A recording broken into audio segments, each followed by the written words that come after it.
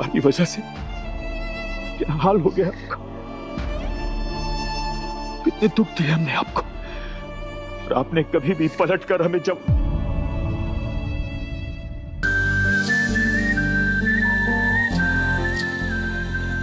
अभिषेक, मुझे पता था आप आएंगे। आप कहीं नहीं जा सकते थे, मेरा दिल ही मानने को रेडी नहीं था। तुम लोगों के बिना मैंने अपने दिन कैसे काटे हैं मुझे ही पता है बेटा। मिस्ड यू पापा।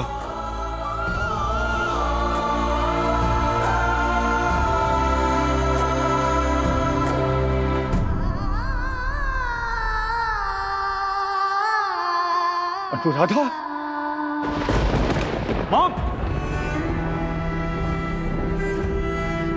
अच्छा मॉम।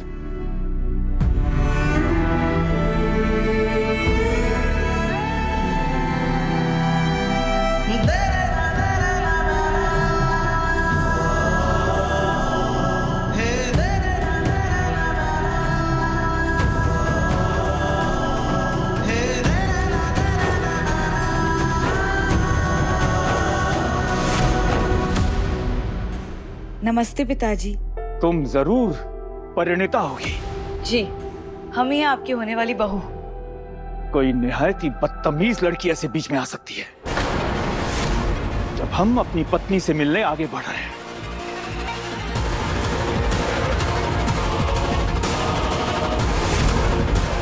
तुम्हारी तमीज और तुम्हारा संस्कार कितने हैं तुम में साफ साफ दिख रहा है।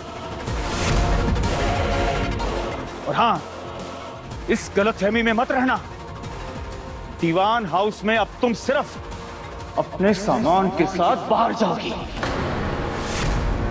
हमारी सिर्फ दो बहुएं हैं, कनिका और आरोही। बात समझ में आई?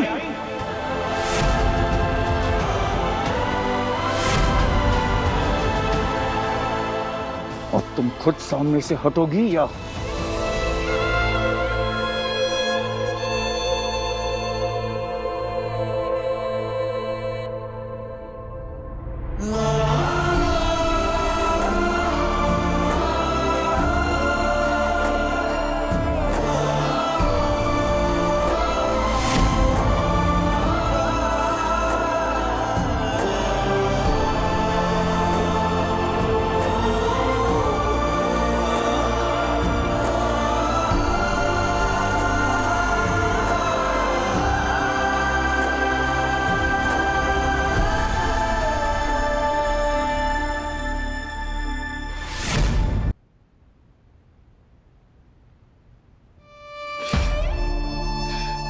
तुम्हारी वजह से क्या हाल हो गया आपका। कितने दुख दिए हमने आपको, और आपने कभी भी पलट कर हमें जब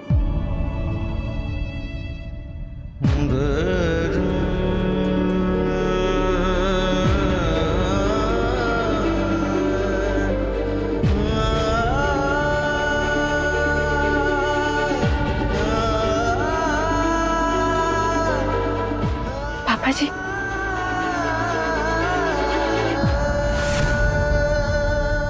अब जो मांग भरेगा आपकी वो नेहा कैलाशनाथ है, जिसने मजबूरी में आपके बिना कितने दिन काटे। वो पुराने दिन, वो पुराना कैलाशनाथ कभी वापस नहीं आएगा, कभी नहीं। अब कोई गलती नहीं होगी अनुराधा, मेरा साथ दोगी ना? हाँ, मरते दम तक।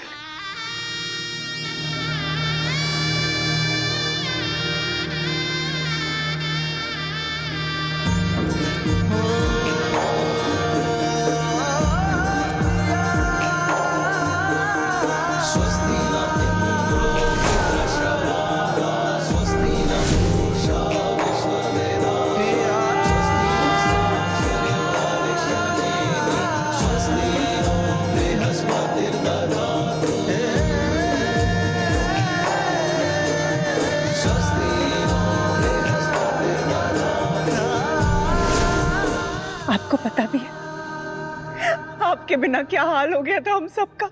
इतना भी क्या गुस्सा अपने घर वालों से कि बिना हम में से किसी को बता आप इतना दूर चले गए। जब से ब्याह करके इस घर में आई हूं, हर कदम आपके पीछे चली हूं मैं। क्या हाल बना लिया आपने अपना, कितने कमजोर हो गए कि आपने एक बार भी नहीं सोचा मेरे और अभिषेक के बारे में। नहीं अनुराधा, नहीं, ऐसा नहीं। आपके बिना, अभिषेक के बिना, अपनी इतनी प्यारी बहू के बिना।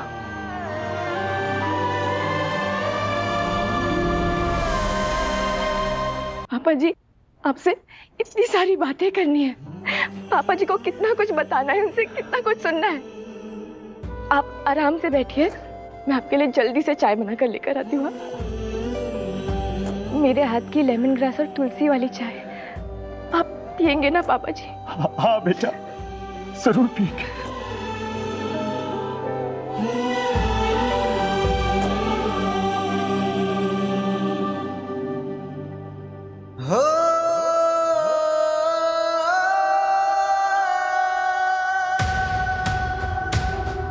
इन्हें देख रहे हैं आप अनुराधा?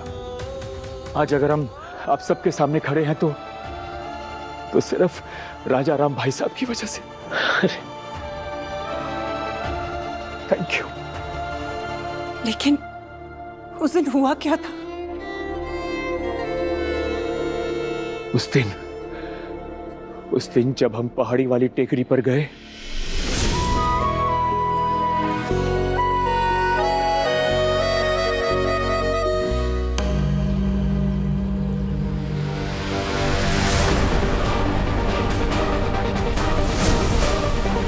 ये नींबू गार्डन में क्यों फेंका हुआ है, और वो भी काला धागा बांध के?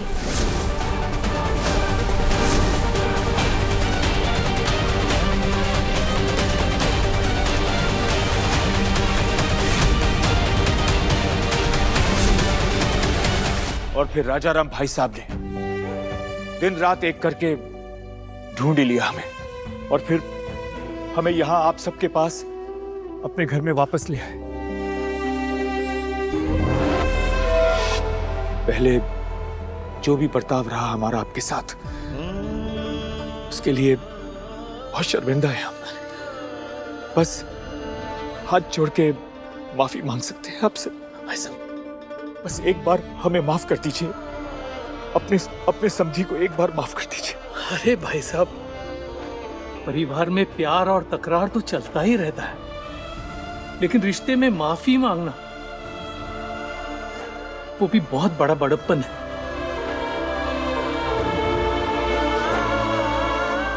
और हमारे मन में आपके लिए, अपने परिवार के लिए कोई कड़वाहट नहीं है। बड़प्पन तो आपका है राजा राम जी, जो इतना सब कुछ होने के बाद भी माफ कर दिया आपने हमें। राजा राम जी, हम आपको यकीन दिलाते हैं, भरोसा दिलाते हैं कि अब तक जो कुछ भी हुआ, जो भी गलतियां हुई हमसे, वो अब दोबारा कभी नहीं होंगी। आप वापस आ गए हमारे पास, हमारे परिवार के पास, इससे हमें बहुत खुशी है। बाकी कुछ मायने नहीं रखता है, खास तौर पर पुरानी कड़वाहट। अब समय है नई यादें बनाने का। सही कह रहे हैं आप, बहुत आभारी हैं आपके। आरोही को पूरा विश्वास था कि आप एक न एक दिन लौट आएंगे। वो हमें उम्मीद रखने को कहती रही, पर हम बहुत बुरा बर्ताव किया हमने आरोही के साथ। बहुत सहना पड़ा उस बच्ची को। अभी तक गई नहीं तुम परिणीता?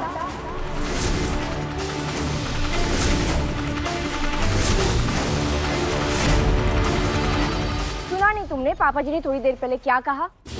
अपना सामान बांधो और चली जाओ इस घर से बाहर।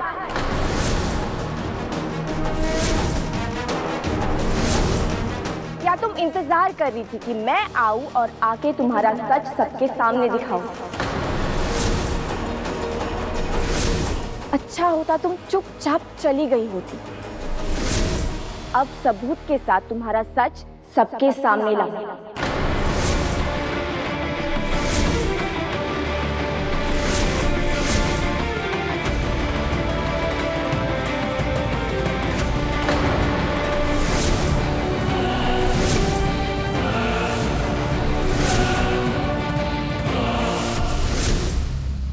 ये देखिए, ये मिला मुझे बाहर गार्डन में।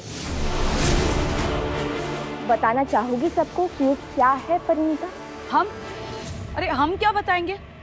ये तो आप ही लेकर आई है ना, तो आप ही की कोई चीज होगी। वाह, जो भी हो रहा है उस सबका दोष हमारे सर पर डाल के खुद को बड़ी देवी बनाना चाहती हैं आप शायद। पर ये सब ना ज्यादा टाइम नहीं चलेगा। आप सिर्फ बेइज्जती कर रही हैं हमारे पिताजी की। दीवान साहब, पिता नहीं है हम तुम्हारे। आरोही बेटा, ये है क्या? पापा जी, ये भी इसी से पूछते हैं।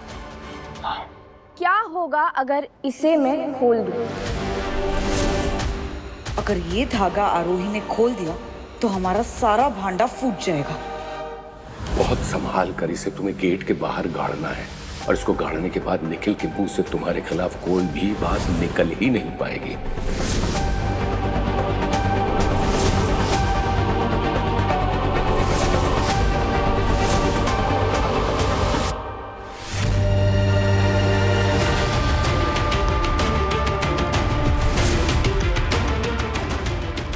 क्या हुआ? निखिल बेटा, क्या हुआ? बैठ, ये बैठ यहाँ, बैठ। क्या हो रहा है तुझे?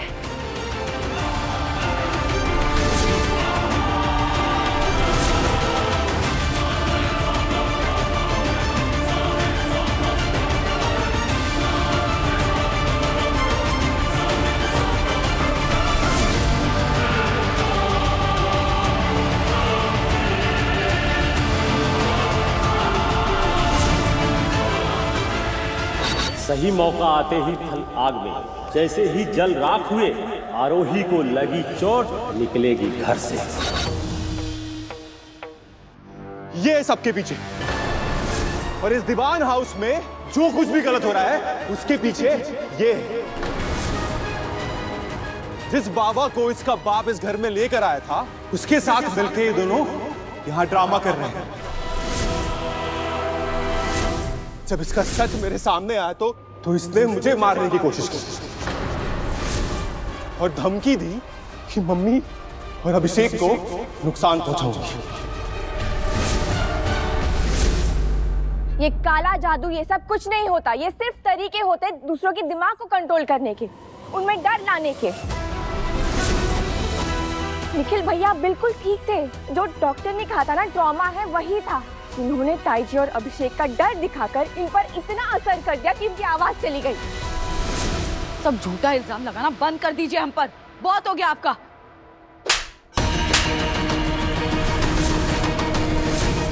चुप, बिल्कुल चुप। एक शब्द और नहीं। पर हमारी बात तो सुना नहीं? क्या कहा इन्होंने? बिल्कुल चुप। तुमने इस घर के हर सदस्य को नुकसान पहुंचाने की कोशिश की है। उसकी सजा तो तुम्हें मिलेगी, लेकिन वो सजा क्या होगी इसका निर्णय इस घर की महिलाएं करेंगी।